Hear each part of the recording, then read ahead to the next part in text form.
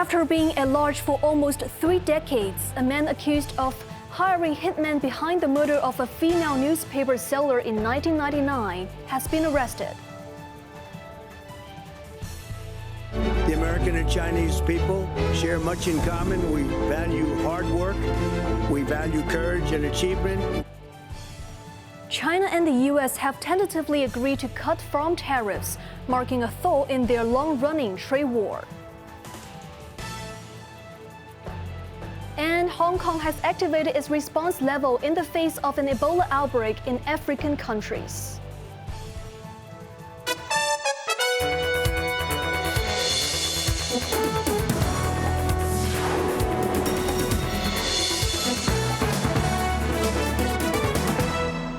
Good evening, you're watching Cable News. I'm Evan Bai.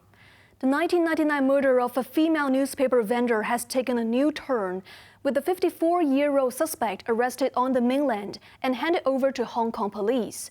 Charged with murder, he will appear tomorrow at Kowloon City Magistrates Court, bringing the number of people arrested so far to 7, with police believing one suspect is still at large. Bess Leung tells us more. The suspect was detained by mainland authorities in Shenzhen, then escorted across the Shenzhen Bay border checkpoint to Hong Kong. With his head covered and hands cuffed, he was taken away in a police vehicle and brought back to a station for questioning. Police said they have strong grounds to believe the detainee's role in the murder was to recruit 3 hitmen and arrange a vehicle to drive them to the scene to carry out the attack, adding that although more than 25 years have passed, officers have never stopped tracking down those still on the run. The shocking attack took place in the early hours of September 22, 1999, when newspaper seller HOY76 was stabbed to death by 3 assailants outside her stall on Taipo Road in Sham Shui Po. Officers believe the killing stemmed from a business dispute. Over the years, 6 people have been arrested, with 5 convicted of murder and given life sentences, and 1 convicted of manslaughter and sent for 12 years behind bars. Bess Leung, Cable News. Beijing and Washington have started unveiling trade gains from the leaders' meeting, with the Commerce Ministry saying both sides have tentatively agreed to cut tariffs on selected farm goods and remove some non-tariff barriers, while the U.S. said China has resumed imports of American beef. Bess Leung again reports. The White House has released a highlights video of President Donald Trump's Beijing visit, showing his interactions with Chinese officials and a brief look at the long history of U.S.-China ties. This bond of commerce and respect that stretches back 250 years is the foundation for a future that benefits both of our nations. The American and Chinese people share much in common. We value hard work, we value courage and achievement, we love our families, and we love our countries.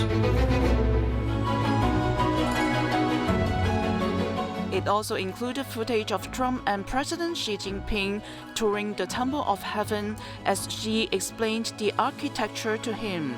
Trump has also posted on social media the Time magazine cover themed Reunion.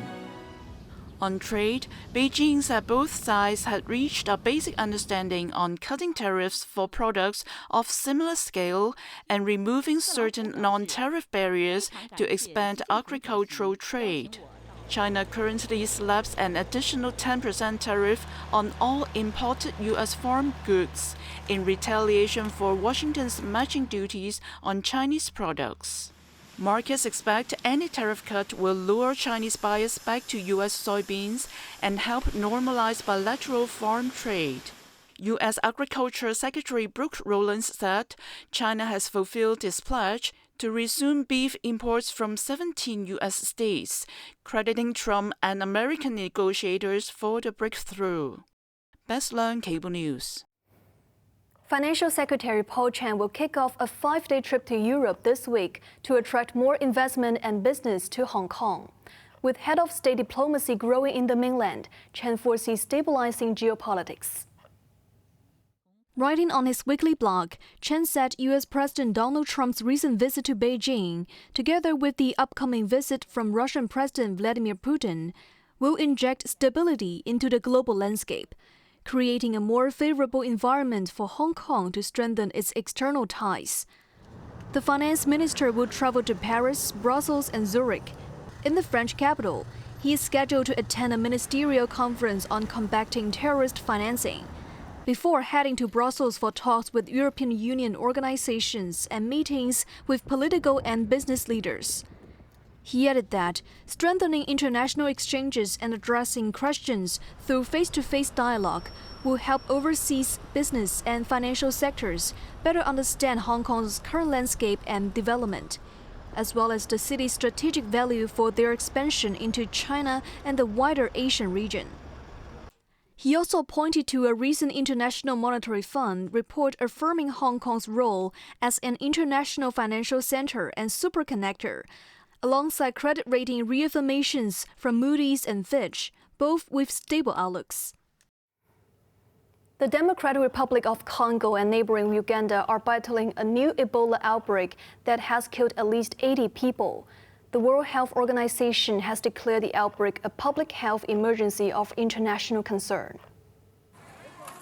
The epicenter is the DRC's eastern province of Ituri, reporting over 240 suspected cases, 8 confirmed cases, and 80 suspected deaths. The neighboring Uganda also logged 2 imported cases, including 1 death. The WHO pointed the latest outbreak to the Bundibugyo virus, a rare variant of Ebola that has no approved therapeutics or vaccines.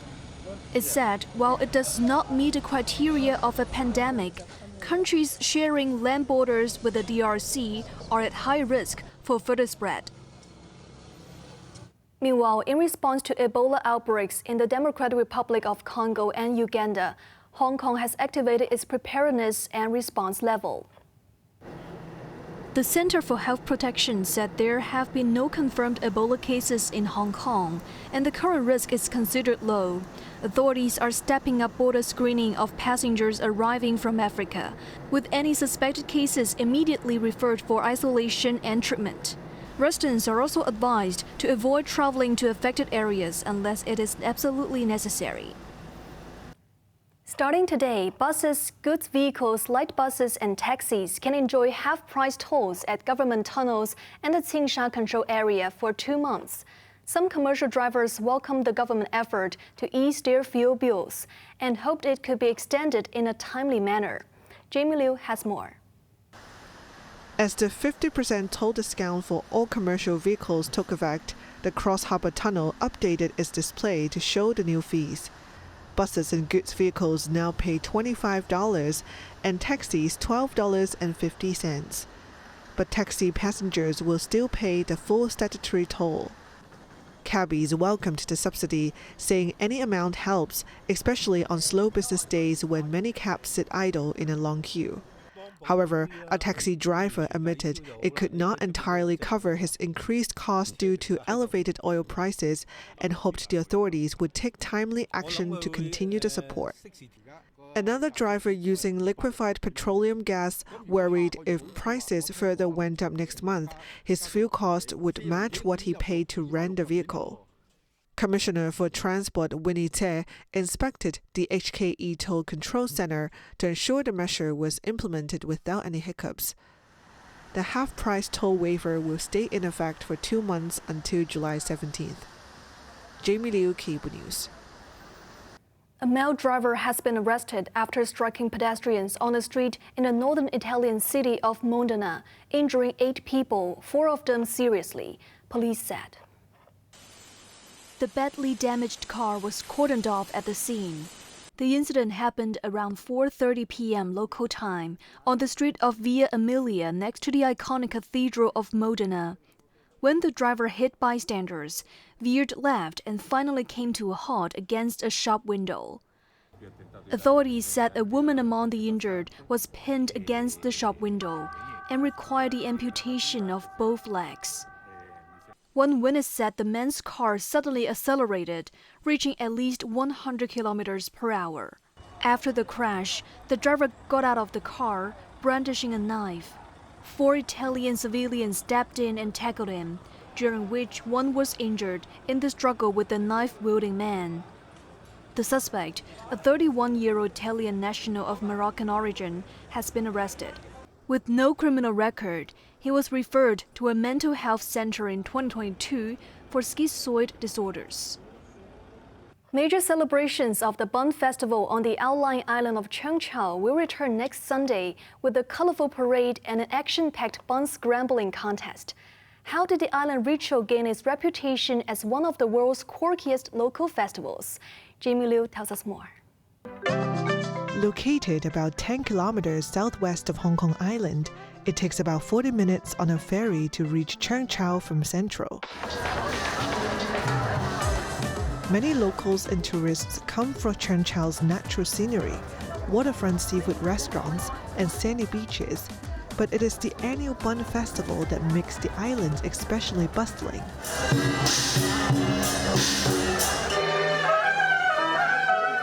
The festivities usually fall in May and are known for the major event of Piu Sig, or Floating Colors Parade.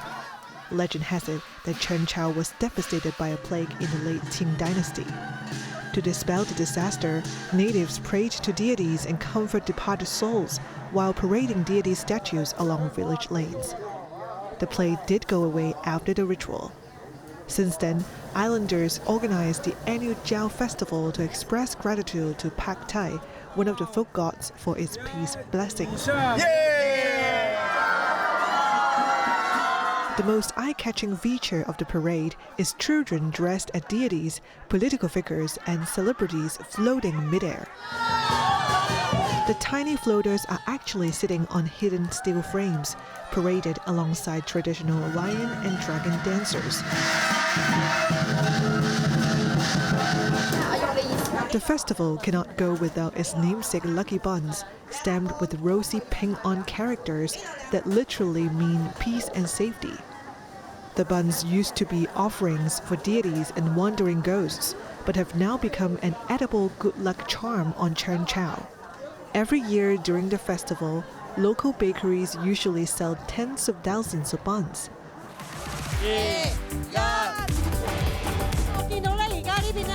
The centerpiece highlight is definitely the bun scrambling competition. According to tradition, the buns on the bamboo tower are symbols of good fortune. The higher they are placed, the greater the blessing, which is why everyone scrambles to snatch them. The most action-packed scenes usually happen just before midnight. 12 men and women finalists will try to grab as many buns into their bags as possible within a time limit. The higher up the buns, the more points they are worth.